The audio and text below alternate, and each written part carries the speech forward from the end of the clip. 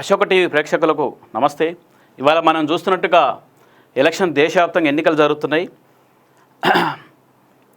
అప్పట్లో ఒక శాస్త్రం ఉండేది, అన్నేసి చూడు నన్నేసి చూడు అనేది.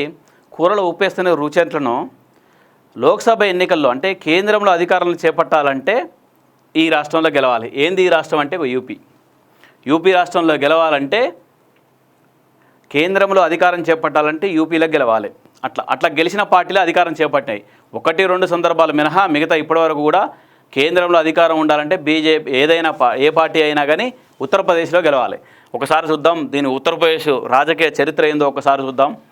1951 నుంచి 71 వరకు రాష్ట్రంలో కాంగ్రెస్ సీట్లు అత్యధికంగా గెలుచుకున్నాయి. నెహ్రూ కాలం కావచ్చు, లాల్ బహదూర్ శాస్త్రి, ఇందిరాగాంధీ నేతృత్వంలో పటిష్ట ప్రభుత్వాలు యూపీలో ఏర్పడ్డాయి. దాంతో కేంద్రంలో కూడా ఏర్పడ్డాయి.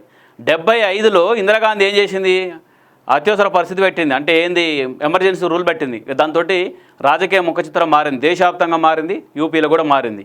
ఒక విధంగా అత్యవసర పరిస్థితి ఆమె ఎందుకు పెట్టిందో కానీ మొత్తానికి మాత్రం కాంగ్రెస్ పార్టీకి కూడా అదొక తీరని మచ్చ, వినాశనానికి అదే కారణం. యూపీలో కూడా కాంగ్రెస్ భ్రష్టు పట్టడానికి ఆ నుంచే మొదలైందని చెప్పుకోవచ్చు. యూపీలో బలమైన పార్టీగా ఉన్న కాంగ్రెస్ 1977లో అక్కడ సున్నాకు పడిపోయింది అన్నట్టు. 1977లో ఏది గెలిచిందంటే BLD గెలిచింది, భారతీయ లోక్దళ్ అని. ఆ విధంగా అప్పట్లో అది గెలిచిందన్నట్టు ఏది యూపీలో. ఆ విధంగా గెలిచినట్టుగా పార్టీ మొత్తం రాజకీయాలు మొత్తం మారిపోయింది, రాజకీయ ముఖచిత్రాలు మొత్తం మారిపోయినాయని చెప్పుకోవచ్చు. అలాంటి పరిస్థితి వచ్చిందన్నట్టు ఎక్కడ, యూపీలో. ఈ విధంగా చూసుకుంటే భారతీయ లోక్దళ్ గుర్తుపై పోటీ చేసినాక జనతా పార్టీ యూపీలో 85 సీట్లు దక్కించుకుందన్నట్టు. జనతా పార్టీ కూడా భారతీయ లోక్దళ్ పార్టీ తరఫున పోటీ చేసి 77 స్థానాలు 1977లో 85 సీట్లు గెలుచుకుందన్నట్టు. దేశవ్యాప్తంగా 295 స్థానాలను తన ఖాతాలో వేసుకుంది. దేశవ్యాప్తంగా ఆ విధంగా అట్లా గెలిచిందన్నట్టు. యూపీలే 85 గెలిచాయి, ఇక దేశవ్యాప్తంగా అన్ని కలిపితే 295 కావా అవుతాయి. అలాంటి పరిస్థితి ఉందన్నట్టు. కాంగ్రెస్కు ఆ ఎన్నికల్లో దక్కిన మొత్తం స్థానాలు 154. అందులో అత్యధిక వాటా 1970లో ఎన్నికలు జరిగితే మొత్తం 154 స్థానాలు కాంగ్రెస్కి వస్తే చిత్తు ఓడిపోయింది మొత్తం. అసలు అందులో ఆంధ్రప్రదేశ్ నియోజకవర్గాలే 41 ఉన్నాయట. 41 లోక్సభ స్థానాలు ఉన్నాయి ఏపీఏ. దేశవ్యాప్తంగా 154 ఉన్నాయి. అంటే అలాంటి పరిస్థితి వస్తుందని చెప్పుకోవచ్చు. ఒకసారి ఎన్నికలు చూద్దాం. బోఫోర్స్ ఆరోపణలతో మళ్ళీ ఒకసారి ఎఫెక్ట్ పడ్డది. ఒకటేమో ఏది ఎమర్జెన్సీ అయితే, రెండోది బోఫోర్స్. 1980లో జరిగిన నాటి ఎన్నికల్లో కాంగ్రెస్ యూపీలో మళ్ళీ బలపడింది. అక్కడ 51 స్థానాలు గెలుచుకోవడంతో ఇందిరాగాంధీ నేతృత్వంలోని మరోసారి సంపూర్ణ మెజార్టీతో గెలిచింది. 84లో ఇందిరాగాంధీ హత్య జరిగింది. ఇందిరాగాంధీ హత్య జరిగిన తర్వాత కాంగ్రెస్కి ఎన్ని వచ్చినాయి, 83 సీట్లు వచ్చినాయి. హత్య జరిగిన తర్వాత ఉత్తరప్రదేశ్లో కాంగ్రెస్కు జరిగిన ఎన్నికల్లో 83 సీట్లు వచ్చినాయి. భారీ మెజార్టీతో గెలిచింది 1980లో జరిగిన 84లో జరిగినటువంటి ఎలక్షన్లో. దాంతో దేశవ్యాప్తంగా 414 స్థానాలు లోక్సభ స్థానాలు కాంగ్రెస్ కైవసం చేసుకుంది. అదే హైయెస్ట్ అన్నట్టు ఇప్పటివరకు భారతదేశంలో ఏ పార్టీ అన్ని సీట్లు గెలుచుకోలేదు, సింగిల్ పార్టీ. ఆ తర్వాత రాజీవ్ గాంధీ పరిపాలన మీద విమర్శలు వచ్చినాయి. ఆయన 414 స్థానాలతోటి 84లో అధికారంలోకి వస్తే 89 నాటికి ఎంత దారుణంగా పడిపోయిందంటే యూపీలో 15 స్థానాలకు పడిపోయింది. ఇట్లా చూడవచ్చు. 1984 నాటికి యూపీలో 89 నాటికి చూడండి, జనతాదళ్ 54 గెలిస్తే జస్ట్ కాంగ్రెస్ 15 స్థానాలు పడిపోయింది అన్నట్టు. ఎక్కడ యూపీలో ఇలాంటి అంత తగ్గిపోయింది అన్నట్టు. మొత్తం దేశవ్యాప్తంగా కూడా 197కు పడిపోయింది 1989లో కాంగ్రెస్ సంఖ్యాబలం. కేంద్రంలో సొంతంగా సర్కారు ఏర్పాటు చేయలేని పరిస్థితి వచ్చింది. ఇక దీంతో 143 స్థానాలు గెలుచుకున్న జనతాదళ్ ఇతర పక్షాలతో కలిసి మిగతా ఆ చిన్న పార్టీలతో కలిసేసి నేషనల్ ఫ్రంట్ ప్రభుత్వాన్ని ఏర్పాటు చేసినాయి. 1989 ఎన్నికల్లో యూపీలో జనతాదళ్ 54 సీట్లు దక్కించుకుంది. ఆ విధంగా చూడొచ్చు. ఇక మళ్ళీ ఆ తర్వాత బీజేపీ ఎట్లా బలపడిందో ఒకసారి చూస్తే 1991లో రాజీవ్ గాంధీ హత్యకు ముందే యూపీలో ఎన్నికలు జరిగాయి. ఆ రాష్ట్రంలో కాంగ్రెసు 5 సీట్లు మాత్రమే గెలుచుకుంది.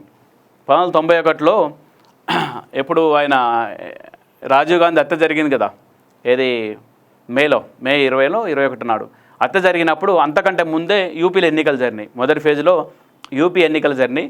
జస్ట్ 5 సీట్లే గెలిచింది. ఆ తర్వాత జరిగినట్టు ఎన్నికల్లో రాజీవ్ గాంధీ హత్య సానుభూతితోటి ఆ విధంగా 232 స్థానాలు గెలుచుకొని పివి నరసింహారావు ప్రధాని అయింది దేశానికి. ఎప్పుడు 1991లో.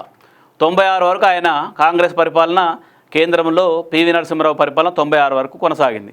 96లో ఏం జరిగింది? మళ్ళీ ఎన్నికలు వస్తే మళ్ళీ యూపీలో 5 సీట్లకి పరిమితమైంది. అంతకుముందు 5, ఆ తర్వాత కూడా 5. దేశవ్యాప్తంగా దాని సంఖ్యాబలం 140కి తగ్గింది. ఏది పివి నరసింహారావు దిగిపోయినటువంటి సమయానికి. ఇక దాంతో ఉత్తరప్రదేశ్లో బీజేపీ ఏకంగా 52 స్థానాలు గెలుచుకుంది. అట్లా కాంగ్రెస్ తగ్గుతూ బీజేపీ పెరుగుతూ వచ్చిందన్నట్టు దేశంలో రాజకీయాలు చూస్తే. దేశవ్యాప్తంగా 161 స్థానాలకి వాజ్పేయి పెంచుకొని ఆయన ప్రభుత్వాన్ని ఏర్పాటు చేసిండు కొన్ని పార్టీలతో కలిపి అలయన్స్ ప్రభుత్వంతో. అయితే 2 వారాల్లోపే ఆ ప్రభుత్వం కూలిపోయింది. దాంతో దేవగౌడ, ఐకే గుజరాల్ ఏకంగా యునైటెడ్ ఫ్రంట్ ప్రభుత్వాన్ని ఏర్పాటు చేసిర్రు. ఎవరు? దేవగౌడ కావచ్చు, దేవగౌడ తర్వాత ఐకే గుజరాల్ కావచ్చు. ఆ ప్రభుత్వాలు మెజార్టీ నిరూపించుకోలేకపోవడంతో 1998లో మళ్ళీ ఎన్నికలు జరిగితే బీజేపీ మరోసారి యూపీలో 50 సీట్లకు పైగా గెలుచుకుంది. దీంతో 182 సీట్లతోటి వరుసగా రెండోసారి అతిపెద్ద పార్టీగా అవతరించింది. వాజ్పేయి ఏర్పడ్డ సర్కారు ఏడాదిలోపే కూలిపోతే మళ్ళీ 99లో మళ్ళీ ఎన్నికలు వచ్చినాయి. ఆ ఎన్నికలు యూపీలో కమలదళానికి జస్ట్ 29. 99లో జరిగినట్టుగా ఎన్నికలు, 1999లో జరిగినట్టుగా ఎన్నికలు యూపీలో బీజేపీకి ఎన్ని వచ్చినాయి అంటే జస్ట్ 29 స్థానాలు మాత్రం వచ్చినాయి.